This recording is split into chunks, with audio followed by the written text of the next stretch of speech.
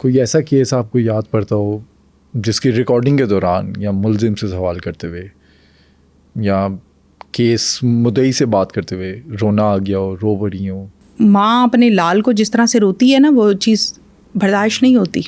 اور یقین کریں میں بہت کوشش کرتی ہوں کہ میرے آنسو نہیں نکلنے, مجھے کمزور نہیں پڑنا, لیکن وہ ایسے ایسے واقعے ہوتے ہیں کہ انسان رہ ہی نہیں سکتا.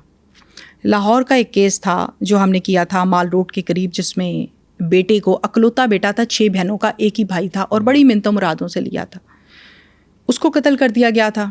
میں مختصر آپ کو سناتی ہوں, ویسے تو میں اسٹارٹ کروں گی کہانیاں تو بہت ٹائم لگ جائے گا, میں مختصراً آپ کو بتاؤں. اس کو قتل کر دیا رائفل سے, رات کو آئے اس کے گھر میں, کھڑکی توڑ کے اندر آ کے اس کو چھلنی کر دیا. کون تھے؟ ڈاکو. اچھا, دوست ڈاکو تھے. اس کا جواب میں آپ کو بعد میں دیتی ہوں, یہ دوست ڈاکو کسے کہتے ہیں. اس کو چھلنی کر دیا, بڑے قریب سے آ کے اس کو فائر مارے جب وہ اپنے بیڈ روم میں اپنے بچوں کے ساتھ سو رہا تھا. جب آپ کسی کو فائر مارتے ہیں نا بہت قریب سے اور بڑے ہیوی گن سے, تو اس کی باڈی کے چیتھڑے لوتھڑے اٹھ کے نا آس پاس بھی جاتے ہیں, بلڈ جاتا ہے جیسے. تو بوٹیاں آس پاس گر گئیں.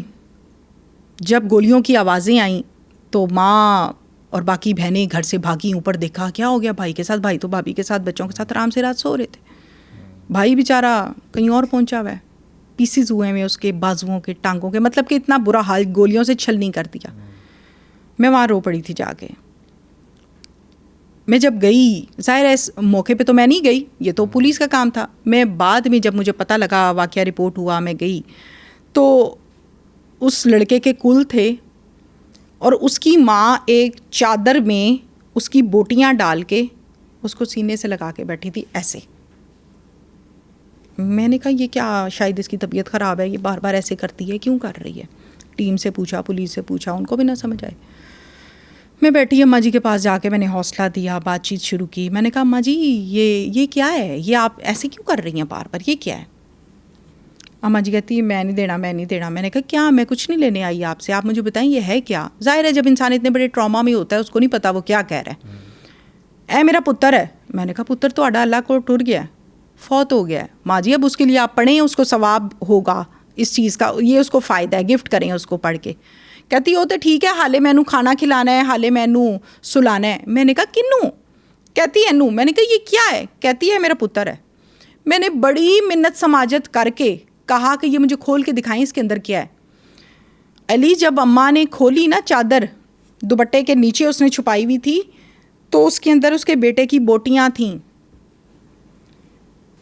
کیا فیلنگس تھی آپ کی اس میں وقت؟ رو پڑی. میں نے کہا اس ماں کے اندر یہ حوصلہ نہیں ہو رہا. ظاہر ہے ڈیڈ باڈی تو وہ دفنا ہے نا, کہ وہ ان بوٹیوں کو ہی چھوڑ دے. کہتی میں نہیں چھڑنی, ابھی تھک گیا, انہیں سونا ہے, پھر صبح اٹھے گا ناشتہ کرے گا, میرا پتر ہے.